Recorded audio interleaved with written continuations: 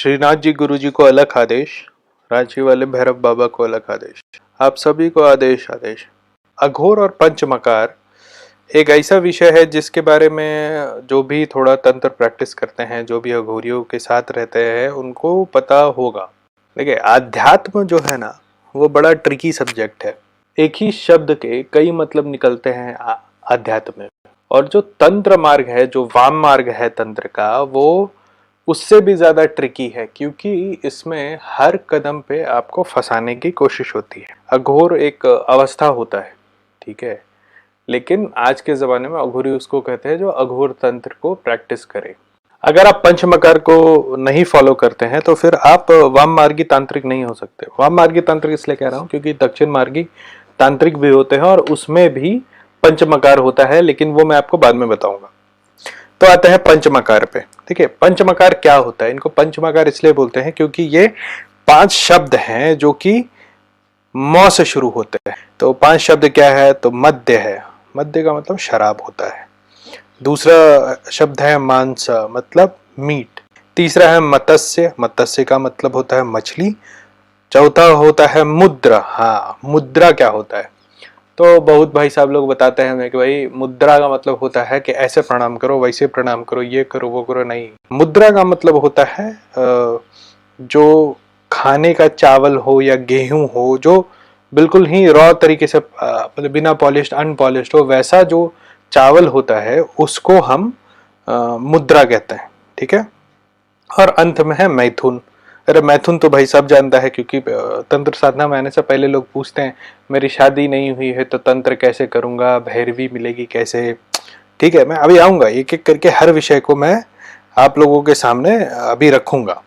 मनुष्य 3 प्रकार का होता है, पशु, वीर और दिव्य। और हर प्रकार के मनुष्य को भगवान तक ले जाने का कार्य जो है वो स्पिरिचुअलिटी को मिला था। इसी में वाम मार्ग आया था। वाम मार्ग कलयुग के लिए बड़ा अप्रोप्रिएट मार्ग है, क्योंकि आप कुछ भी करो आप भगवान के करीब जाओगे। देखो, आज के डेट में अगर आप किसी को बोलो कि आप शंकराचार्य पद्धति में चले जाओ, खाना पीना बंद कर दो और संभोग बंद कर दो, तो लोग भगवान छोड़ेंगे, खाना पीना और संभोग बंद नहीं कर सकते हैं। लेकिन वाम मार्ग एक ऐसा मार्ग है जिसमें भोजन, पानी और संभोग से भगवान तक आपको पहुंचाया जाता है। तो विषय है ऐसा कैसे होता है। ठीक है, विषय बड़ा प्रैक्टिकल है इसमें कि अगर कोई भी व्यक्ति या कोई भी पशु किसी चीज का लाभ नहीं जानता है तो वो उसके तरफ आकर्षित होगा ही नहीं। जैसे अगर आप एक्सरसाइज नहीं करते हैं तो आपको एक्सरसाइज करने का लाभ नहीं पता रहेगा।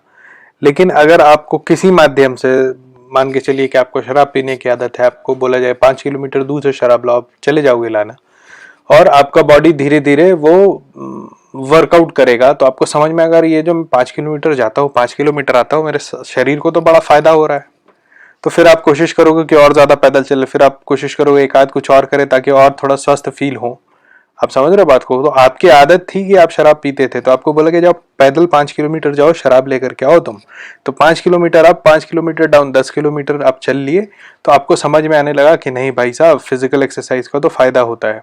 कुछ यही ट्रिक अपनाया जाता है जब हम अध्यात्म में वाम मार्ग से भगवान की प्राप्ति करते हैं। आपको जिन चीजों की आदत है उसी से आपको भगवान की आदत डलवाई जाती है। तो धीरे धीरे क्या होता है कि ये आदत के माध्यम से आप भगवान तक गए और ये आदत पीछे छूट जाती है और आप भगवान तक पहुंच जाते। ठीक है। और जो संभोग होता है, संभोग क्रिया से एक उत्पत्ति होती है, मतलब संभोग क्रिया जो है वो एक सिंबल है मैनिफेस्टेशन का। जैसे शिव और शक्ति ने मिलकर पूरे ब्रह्मांड को रचा था, जिस तरीके से ब्रह्मा जी और उनकी पुत्री ने मिलकर पूरे ब्रह्मांड को रचा था, मतलब बनाया था, उसी तरीके से मैथुन का एक अपना रोल रहता है तंत्र मार्ग में। लेकिन ये हम जो समझते हैं वो नहीं है, थोड़ा अलग है सब। अब देखिए, एक एक करके मैं आता हूं। सबसे पहले आते हैं हम मध्य पे। अभी आप जो भी तांत्रिक बाबा के पास जाओगे तो वो सबसे पहले तो दारू पी के लुंड रहता है। ठीक है, वो उसको लाइसेंस मिला हुआ रहता है कि वो कैसे भी आपके घर में हो, आपके परिवार में हो या कहीं भी हो, उसको दारू पीने का लाइसेंस मिला हुआ रहता है। क्या पंचमकार ये कहता है कि आप हमेशा शराब पी सकते हो? तो जवाब है नहीं। ठीक है, आपको शक्तियों को भोग देना पड़ता है, आपको भगवती को भी भोग देना पड़ता है, मसान में भोग देना पड़ता है। इसका मतलब ये नहीं कि आप दिन भर भोग करते रहो। देखो, जो वेस्ट बंगाल आसाम की तरफ जो तंत्र मार्गी हैं वो जानते हैं कि कारण बोला जाता है शराब को। क्यों कारण बोला जाता है? क्योंकि कारण का मतलब होता है रीजन, सिंपल शब्द है रीजन। तो उसको हम लोग एक मुद्रा में लेते हैं, ठीक है। उस मुद्रा में हाथ के बीच की 2 उंगलियां जो हैं, रिंग फिंगर और मिडिल फिंगर, वो बैठ जाती हैं, और 3 जो मतलब लिटिल फिंगर, इंडेक्स फिंगर और थंब, ये खड़ा रहता है, और बीच में हम पात्र को रखते हैं, बीच में कारण रखते हैं। तो कारण जब रखते हैं तो ये जो 2 उंगलियां जो नीचे दब गई, ये माया कहलाता है। तो कारण वो जो माया को दाब दे, ठीक है। और जो 3 उंगलियां हैं वो हमारे 3 गुण हैं, वो तीनों गुणों को उठाती है। देखो, जब आप शराब पीते हो ना, तो आप फ्रॉड जो है ना सोच वो नहीं ला सकते, आपका थॉट बहुत प्योर हो जाता है। दूसरा, जब आप मद्य लेते हो तो मद्य लेने का सबसे बड़ा नियम ये है, जो तांत्रिक शराब, जो अघोरी शराब पी करके नाटक करे उसको पीटना चाहिए, गंदी हरकतें करे। देखो, शराब इसलिए पीते हैं ताकि आप उस पर विजय प्राप्त करो, ना कि वो आप पे विजय प्राप्त कर ले। फिर आता है मीट। जो अपना शरीर है ना, वो 3 चीजों का बना होता है। एक तो सोच, हाँ, एक इमोशन, ठीक है, और तीसरा होता है हमारा शरीर। जब आप मीट खाते हो तो वो आपको एक तरीके से बताया जाता है कि मांस खा करके आपकी कितनी औकात है, ठीक है।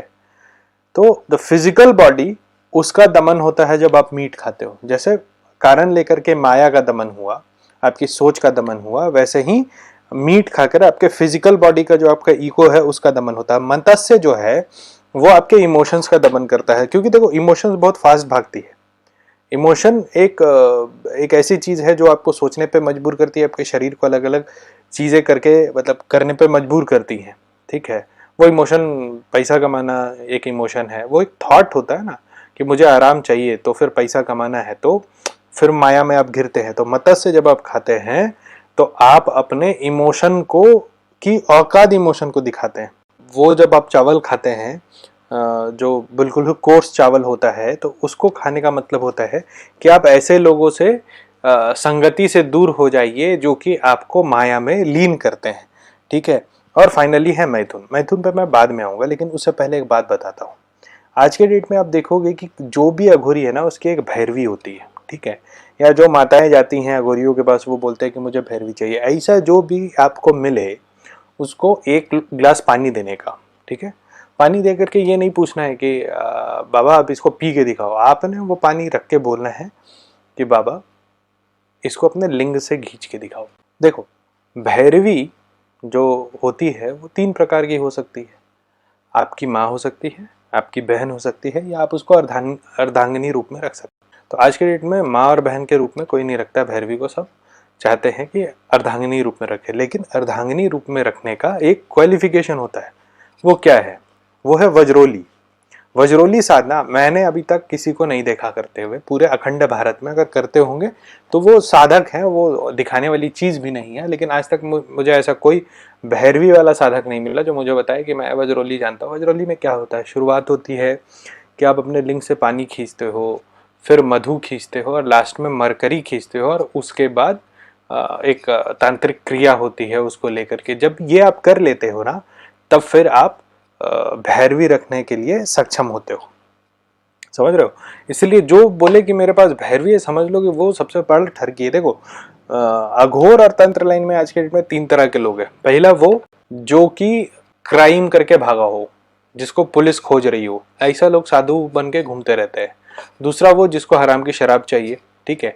तीसरा वो जो कि अपनी बीवी से उत्पीड़ित हो, परिवार से उत्पीड़ित हो, जो रिस्पॉन्सिबिलिटी से भाग रहा हो। और अंतिम और बहुत ही छोटा नंबर उनका होता है जो सच में साधक होते हैं। तो इन साधकों को पकड़ने का बड़ा बड़ा मुश्किल और बहुत टाइम टेकिंग तरीका है, ठीक है। देखिए, कई साधक ऐसे होते हैं जेन्युइन भी जो शराब पीते हैं, जो अजीब अजीब हरकतें करते हैं, क्योंकि वो चाहते हैं कि आप उनके पास ना जाओ, आप उनके साथ ना रहो। लेकिन ये बहुत कम होते हैं। ये एक बार आपको इरिटेट करके इतना इरिटेट कर देंगे कि आप भाग जाओगे। लेकिन दूसरे प्रकार के वो हैं जो कि आपको इरिटेट करेंगे और फिर अपनी नीड्स के लिए आप तक आएंगे। देखो, जो भी पंचमकार है, हाँ, जो मद्य होता है उसको अमृत के तौर पे लिया जाता है, ना कि जहर के तौर पे जैसे कि लोग लेते हैं। जब आप मांस खाते हो तो आपको समझ में आनी चाहिए आपकी ये औकात है, और जब आप औकात को समझ लेते हो तो फिर आपका काम है कि आप दूसरों को सोच समझ करके कुछ बोलो, कुछ मतलब आपका ईगो उसका के जुबान पे नहीं आना चाहिए, इसलिए आपको मांस खिलाया जाता है। तीसरा कौन होता है?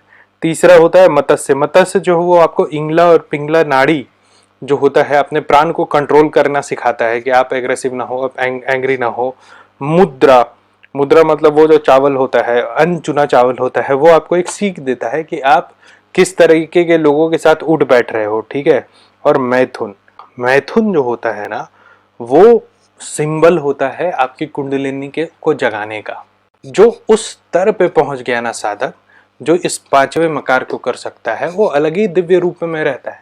वो आपसे या मुझसे बात नहीं करेगा, वो भैरवी की बात ही नहीं करेगा। उसका तो कुंडली, मैथुन मतलब क्या होता है? मैथुन मतलब मेल फीमेल का संगम नहीं होता। मैथुन का मतलब होता है दोनों तरफ से दोनों नाड़ियां चल ली और जाके त्रिनेत्र पे वो मिल गई, तब होता है संगम। उसको कहते हैं पंचमकार में मैथुन।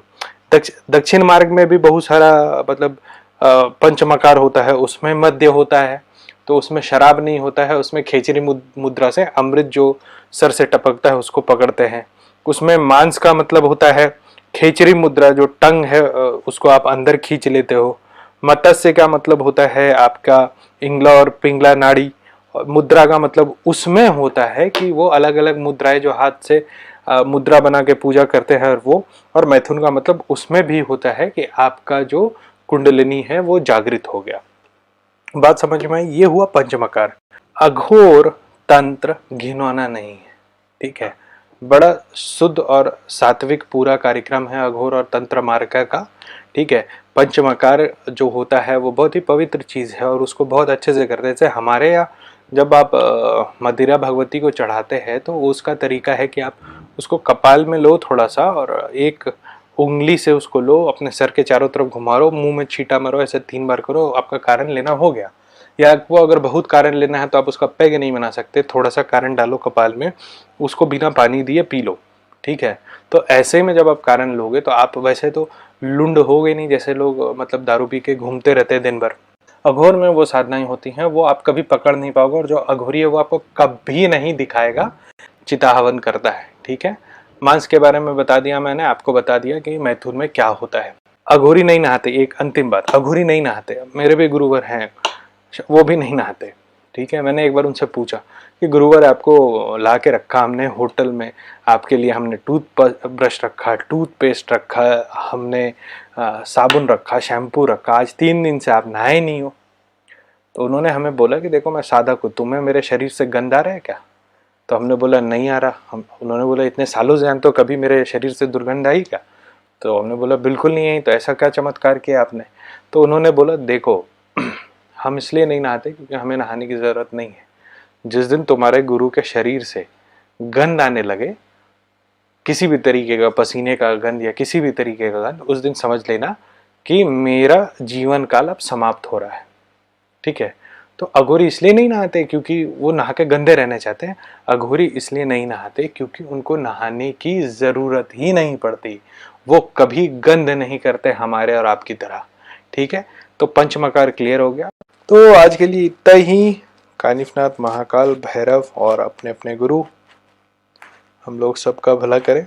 आज के लिए आप सभी को अलग आदे। आप लोगों से बहुत ही प्रेम विनम्र निवेदन है कि आप लोग कृपया मेरे चैनल को सब्सक्राइब करें और फैलाएं, ताकि मुझे भी हिम्मत बने कि मैं आगे आप लोगों के लिए और ऐसे वीडियोस और कुछ ज्ञान की बातें अगर आपको लगता है कि मैं करता हूँ, तो कुछ ज्ञान की बातें मैं आप लोगों तक लेके आऊँ। सबको अलग आदेश।